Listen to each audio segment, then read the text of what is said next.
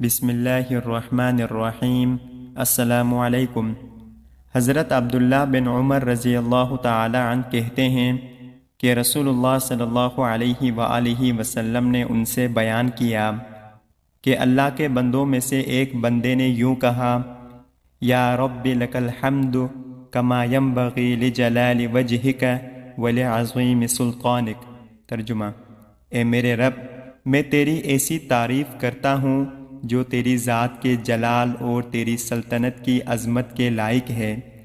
تو یہ کلمہ ان دونوں فرشتوں یعنی کرامن کاتبین پر مشکل ہوا اور وہ نہیں سمجھ سکے کہ اس کلمے کو کس طرح لکھیں۔ آخر وہ دونوں آسمان کی طرف چڑھے اور عرض کیا، اے ہمارے رب، تیرے بندے نے ایک ایسا کلمہ کہا ہے جسے ہم نہیں جانتے کیسے لکھیں۔ اللہ تعالیٰ نے فرمایا، میرے بندے نے کیا کہا؟ حالانکہ اس کے بندے نے جو کہا اسے وہ خوب جانتا ہے۔